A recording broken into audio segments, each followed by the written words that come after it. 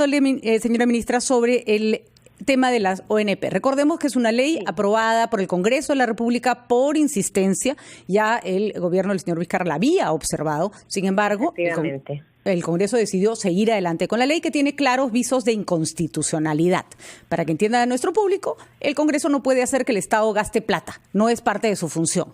Y con esta ley, el Estado tendría que gastar alrededor de 15.000 millones de soles. Un montón, ¿no? Efectivamente, 16.000 millones de soles son las proyecciones que tenemos, y hace un par de semanas hemos estado discutiendo la ley de presupuesto en el Ejecutivo y en el Congreso, y evidentemente este monto no está previsto, ¿no? Entonces, nosotros como Ejecutivo, ya lo manifestó el presidente de la República en su oportunidad, consideramos que esta ley es absolutamente inconstitucional, no solamente por la razón que usted ha expresado, Patricia, sino también porque la Constitución tiene un principio que es el principio de sostenibilidad financiera. Y este monto no está previsto. Las características del fondo, todos lo sabemos, estaban orientadas para ser un fondo de jubilación. Ahora, la ley ya está dada. Nosotros no hay marcha atrás porque ha sido aprobada por insistencia del Congreso. Ya no podemos observarla. Y por eso ayer hemos tomado la decisión en el Consejo de Ministros de autorizar la presentación de una demanda, de una acción de inconstitucionalidad contra dicha ley. Vamos Más por allá partes. de ello, la ley está vigente, y ese es el tema justo por el cual estamos conversando, porque creo que es muy importante que la ciudadanía esté informada, porque evidentemente la noticia que sale es: se aprobó la ley, y las personas se generan la expectativa de que al día siguiente pueden ir y reclamar sus aportes de acuerdo al marco que señala la ley, que está bien tomado, ¿no? Ahora, señora ministra, quería hacerle varias preguntas sobre este punto en particular.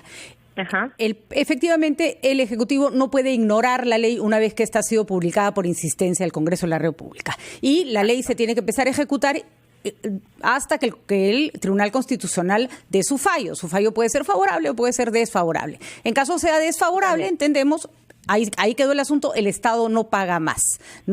La ley queda sin efecto y el Estado ya no tiene que pagar más. ¿Cuánto tiempo puede tardar entre que ustedes empiezan a pagar porque la ley así lo exige y que el Tribunal Constitucional se pronuncie?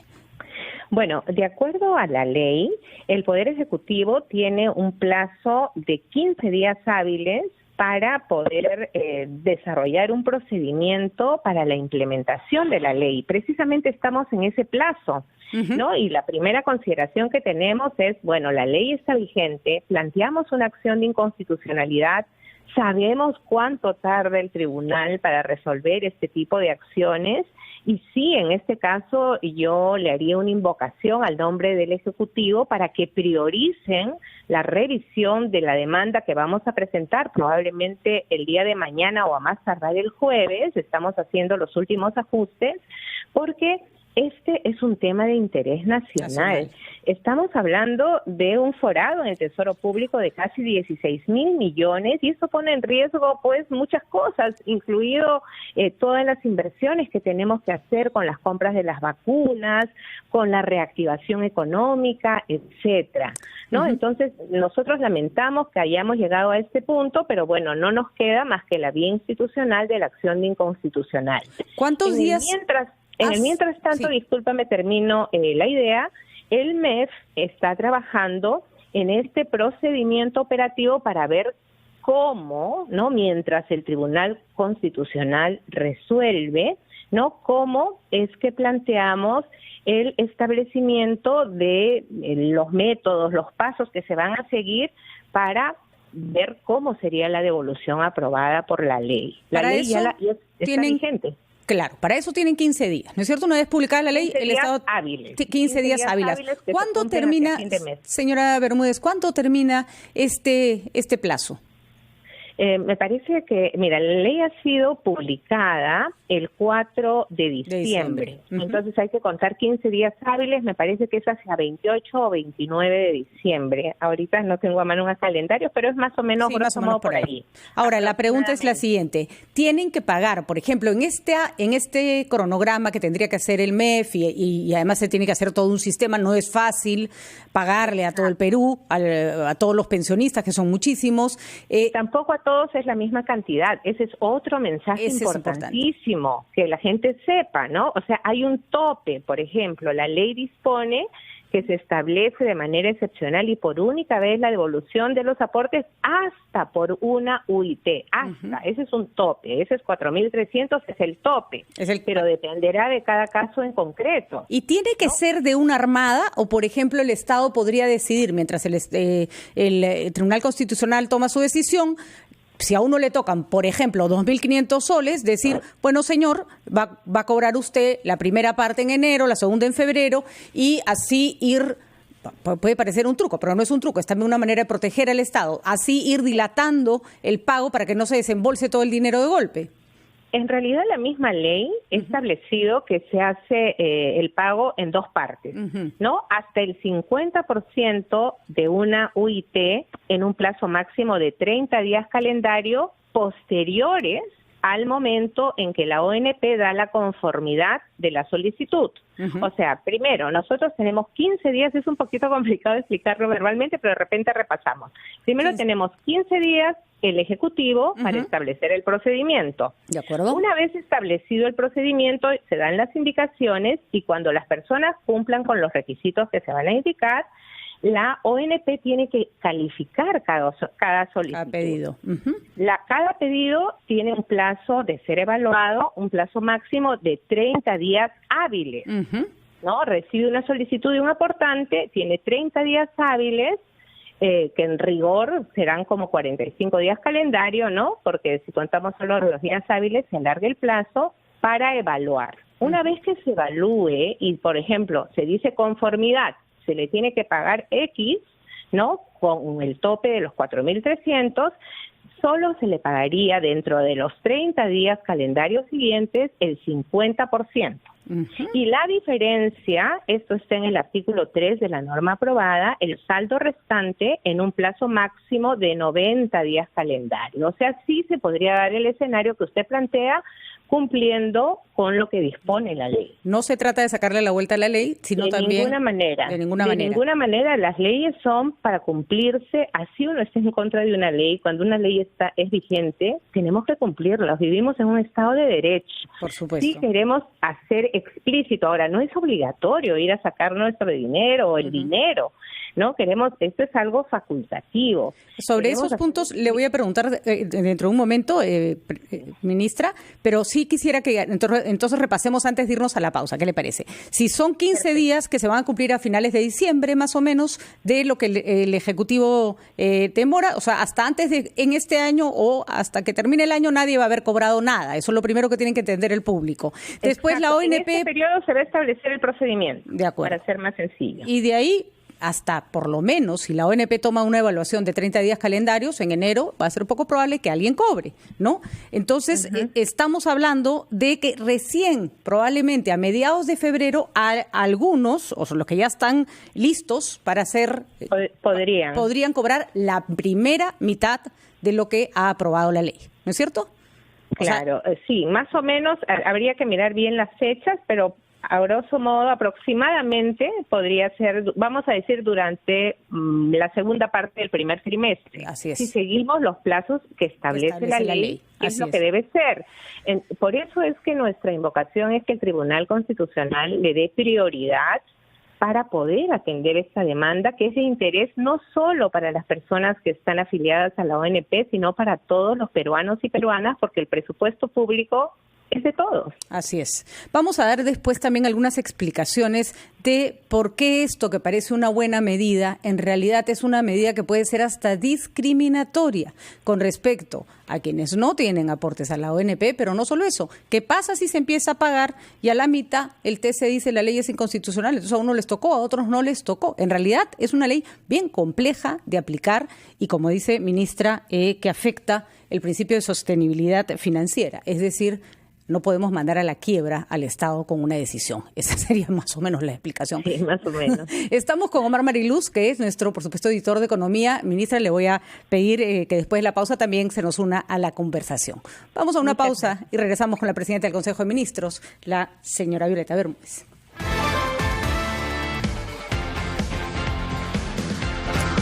Conversamos con la primera ministra, Violeta Bermúdez, sobre la devolución de los aportes a la ONP. La ministra ha sido muy clara diciendo que la ley no se evade, eso no es constitucional, eso no forma parte del comportamiento del Estado, pero que sí hay que tener en cuenta, para que nadie se haga expectativas, que el Estado va a reclamar al Tribunal Constitucional, que hay altas probabilidades de que el TC le dé la razón al Ejecutivo, porque hay claros índices de inconstitucionalidad, y que además, respetando exactamente lo que dice la ley, hay varios plazos que se tienen que cumplir antes que una persona cobre la primera mitad de lo que le toca, que no necesariamente son 4.500 soles, y eso no va a ocurrir de ninguna manera antes de febrero. Así que a todos los aportantes de las ONP no es que los estén meciendo, ni que les vayan a negar el derecho que el Congreso les ha reconocido, sino que se está aplicando la ley tal cual.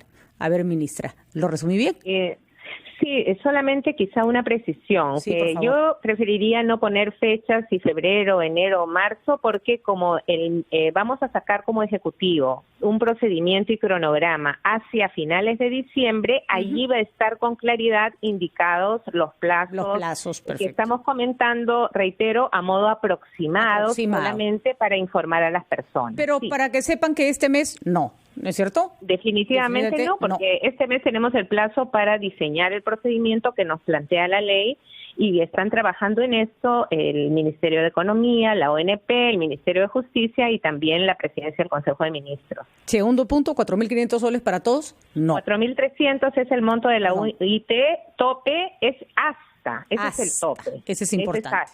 Sí. Exacto, para que no todos crean que esa es la cantidad que recibiría. Y se tiene que evaluar cada caso en concreto y en este esquema que se va a plantear, ¿no? En este procedimiento para poner en marcha, en funcionamiento la norma, mientras no sea declarada inconstitucional, que es nuestra expectativa, se va a precisar el plazo y los requisitos que requiere o que plantea la ONP para poder calificar cada solicitud. Muy bien. Estamos con Omar Mariluz, a quien le damos la bienvenida a la entrevista. Omar, gracias por participar. ¿Qué tal, Pati? ¿Cómo estás, Premier? Muy buenas tardes. En principio me queda clarísimo, Premier, entonces, si el Ejecutivo va a ir hacia una devolución de fondos, una devolución de aportes, en tanto el Tribunal Constitucional resuelva la demanda de inconstitucionalidad. Esto se va a implementar de todas maneras. No se está, porque eso es lo que se especulaba, se lo pregunto, una acción legal, no sé si ante el Tribunal Constitucional, el Poder Judicial, para detener la implementación de esta ley, como bien recordaba Pati, y usted podría generar un forado de cerca de 16.000 millones de soles. Sí, mire, como ejecutivo, la vía institucional que tenemos es la acción de inconstitucionalidad. Algunas personas han especulado que se va a presentar un amparo, en fin, nosotros no tenemos la titularidad para hacerlo. No sabemos si alguna persona lo hará, pero como ejecutivo, no. Yo le puedo asegurar que hemos analizado el caso y hemos encontrado que la vía institucional es esta.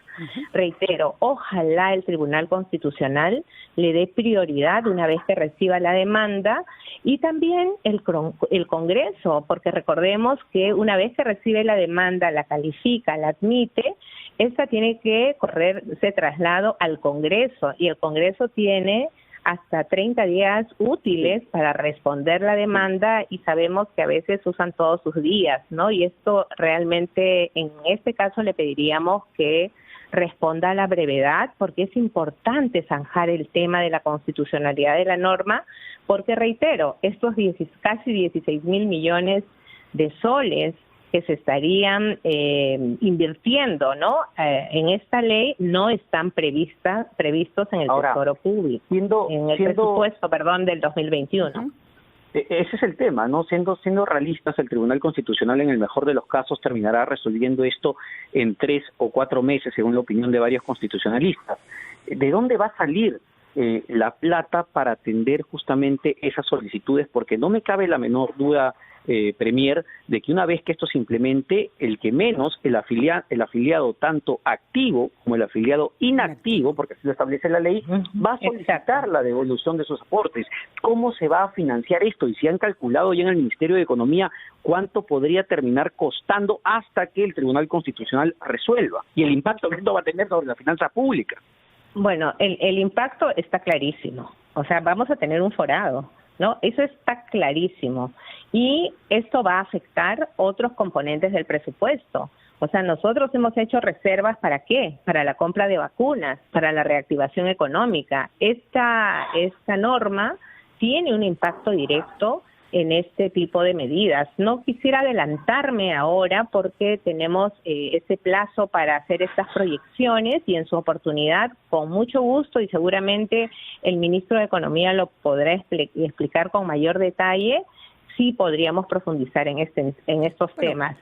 Lo que sí es cierto es que nos causa un forado al Tesoro Público. Ahora, le pregunto, ¿podría darse el caso, ministra, de que, por ejemplo, se empiece a aplicar la ley, la gente empiece a cobrar de acuerdo con un cronograma, el TC diga hasta aquí, o sea, esa ley es inconstitucional, se termine la evaluación, y en ese caso, ¿qué ocurre? Los que faltan ya no cobran y los que ya cobraron tampoco se les quita, me imagino. Sí, pues ese es el tema, que ahí se produciría este escenario que usted comentó en la primera parte de la entrevista, ¿no? Que si se declara inconstitucional, o sea, esa declaratoria es a futuro. Así es. Entonces ya no se continuaría implementando porque la ley se cae, pero ya las personas, si se hubiera dado esta sentencia luego de que algunas personas, un grupo de personas ya cobró, no se puede hacer nada. No se puede hacer nada. Y con respecto, lo triste de este asunto, lo mencionaban ayer un grupo de exministros de Economía en un comunicado, una carta muy interesante, es que el Ejecutivo, en el gobierno del señor Vizcarra, había planteado, no es que no se le iba a dar nada a nadie, había planteado una forma alterna a esta que es demasiado agresiva para el presupuesto del Estado, que no se ha tomado en cuenta. ¿Hay alguna propuesta que tengan ustedes o van a insistir en esa propuesta si es que esta ley se declara inconstitucional, o van a dejar que el tema de la reforma pase al siguiente gobierno? No, bueno, nosotros lo que hemos evaluado en este momento, por la premura, por los plazos, sí, claro, y porque ya la ley está dada, es nos estamos concentrando en el que esta ley sea expulsada del ordenamiento jurídico por la vía de la acción de inconstitucionalidad, pero evidentemente no estamos cerrados, por el contrario, hasta el último minuto antes de la aprobación de la ley hemos tenido a nuestros equipos técnicos trabajando con el Congreso para ver alternativas. Lamentablemente esto no sucedió, ¿no? Entonces, pero sí, o sea, vamos a continuar diseñando a ver qué otras posibilidades hay, y ojalá podamos regresar al propio Congreso, porque hay normas que, más allá de los cuestionamientos de constitucionalidad de esta norma, tenemos que evaluar que hay normas que son dañinas para la salud financiera del país, ¿no? Y la salud financiera es importante en este contexto también para la salud humana, porque necesitamos hacer inversión en las vacunas, en los tratamientos, porque las personas también se siguen no solamente infectando de la COVID, sino de otras enfermedades. Entonces, ojalá que se presente un escenario favorable para discutir algún otro mecanismo, ¿no? ¿Qué va a pasar, Premier, con los afiliados al ONP y con los jubilados de implementarse esta norma? Es decir, aquellas personas afiliadas que están aportando en este momento podrían no recibir una pensión cuando lleguen a los 20 años de aportes. ¿Se va a afectar o puede terminar afectando el sistema público de pensiones? Importante la pregunta de Omar, disculpe un momentito, la que le interrumpe, disculpe, Premier, porque, por ejemplo, en el caso de las AFPs, quien saca su dinero hoy sabe que recibirá menos pensión el día de mañana. ¿Qué va a pasar con los aportantes de la ONP? ¿Cuál es el efecto sobre su pensión futura? Le vamos a pedir que, por favor, nos comente esto después de la pausa, porque necesitamos hacer un corte. con la presidenta del Consejo de Ministros, Violeta Bermúdez, junto a Patricia del Río. Y Premier, yo le había dejado una pregunta sobre la mesa que es muy sensible. ¿Y qué va a pasar con aquellos afiliados al sistema público de pensiones que continúan aportando y que deciden retirar hasta estos 4.300 soles? ¿Se van a quedar sin pensión? Y otra pregunta adicional sobre este tema, porque hay que recordar algo. No solo van a poder retirar los afiliados activos y los afiliados inactivos a la ONP. La ley también establece un bono extraordinario para los jubilados de 930 soles y además permite a aquellas personas de 65 años o más que no cumplan los requisitos para acceder a una jubilación, retirar, dice, el íntegro de sus fondos, entendiendo que los fondos no existen, porque plata que entra al sistema, plata que va a pagar a los pensionistas. Entonces, primero, ¿qué va a pasar con el sistema público de pensiones y con los afiliados si se van a quedar sin jubilación? ¿Y cómo van a hacer para recomponer el presupuesto? Porque esto implicaría una recomposición del presupuesto para el 2021. Sí, muchas gracias por su pregunta, Omar, porque precisamente esta norma ha trastocado todo lo que es el sistema de pensiones, ¿no? Incluso cambia la esencia de un sistema de pensiones. En un sistema de pensiones tiene por esencia guardar recursos, tener un fondo para que cuando ya no podamos trabajar o ya decidamos apartarnos de la vida laboral, podamos recibir una pensión. Si bien son pensiones que en realidad bastante limitadas por la solvencia que tiene el fondo, son pensiones que garantizan, pues, el cubrir las necesidades básicas de una persona, ¿no?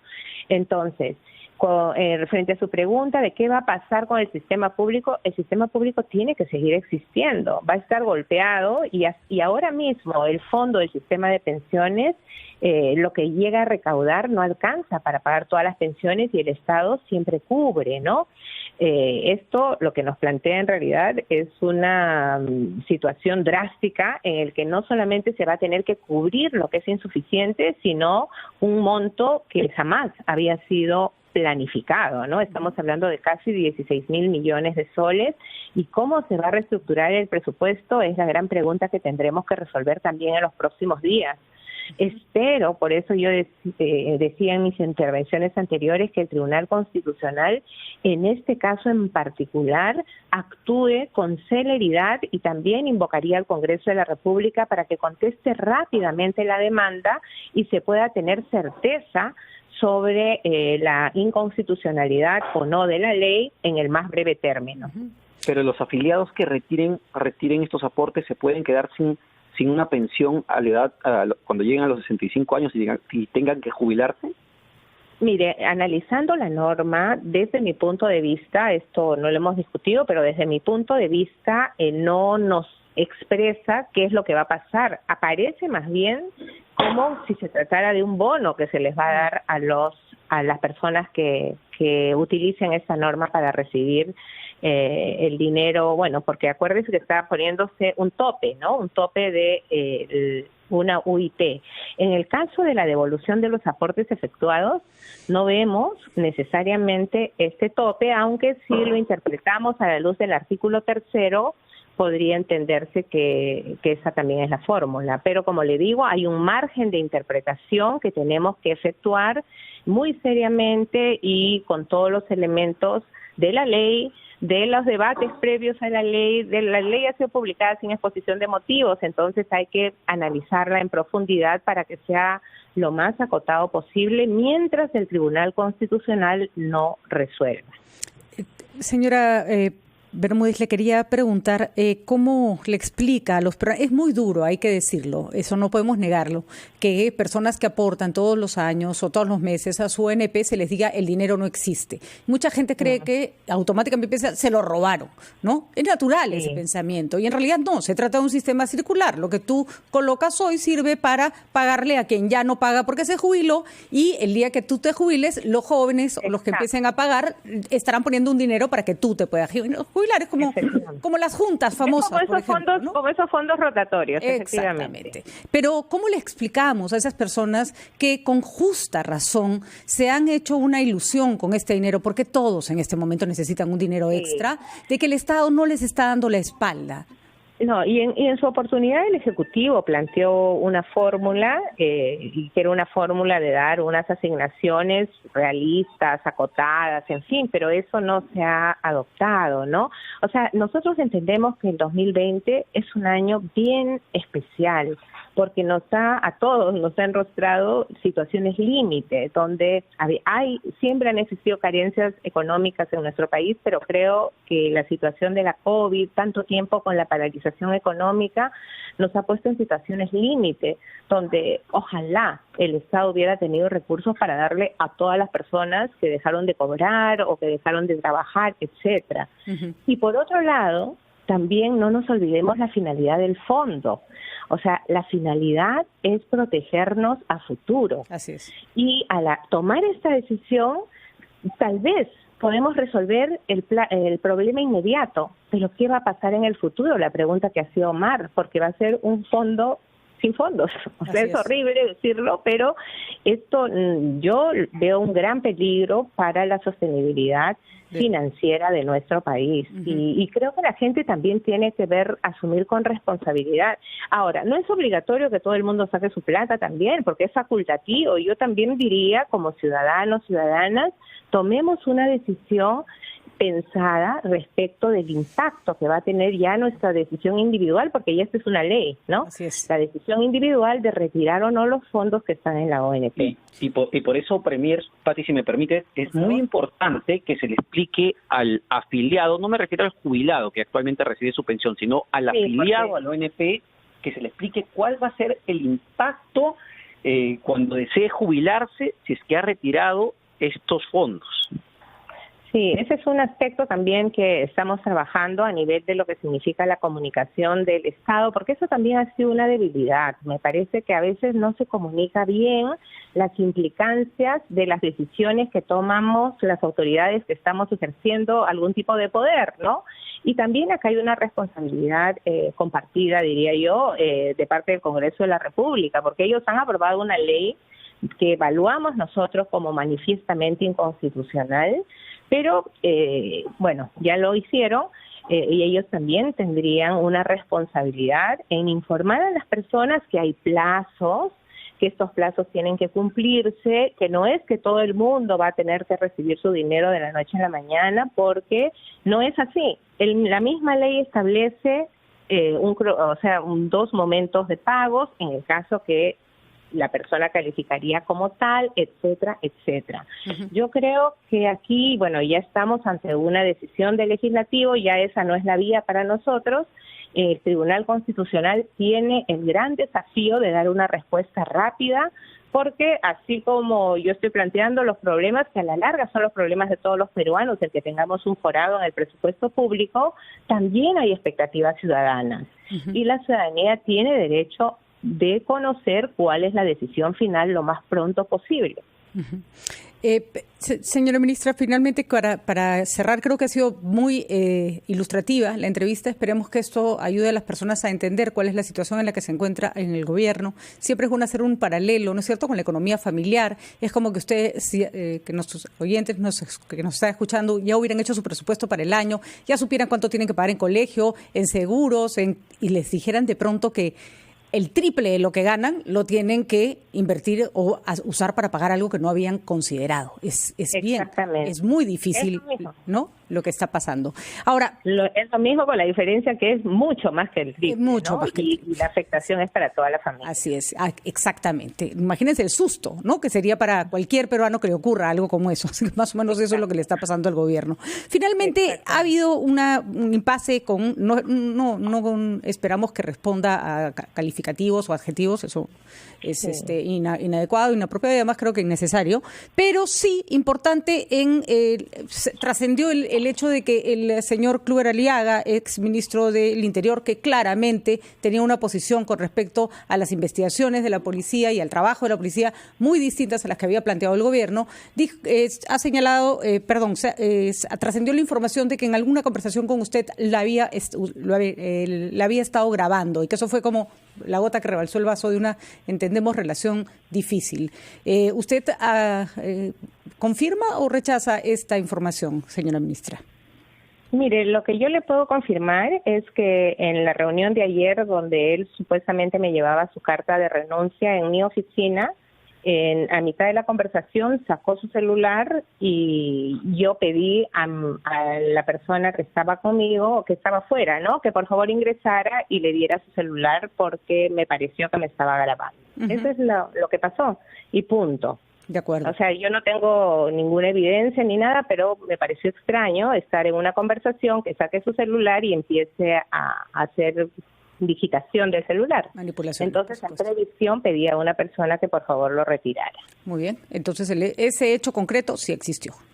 Existió ese hecho concreto y está toda la gente de mi despacho que estaba afuera y yo abrí la puerta porque yo creo que también en general, creo que las personas tenemos que relacionarnos con mucho respeto y eso es lo que le reclamé al ministro en ese momento.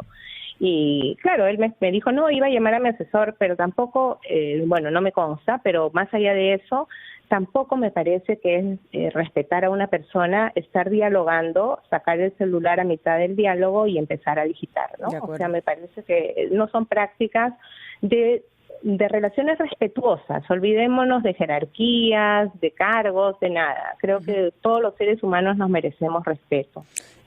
¿Y diría usted que el señor Kluwer tenía idea cuando asumió el cargo de cuál era la perspectiva y el enfoque que el gobierno le quería dar a la reforma policial?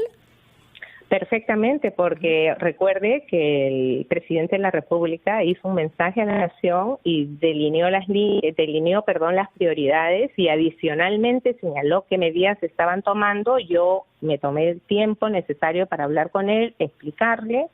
Los asesores del presidente hicieron lo propio.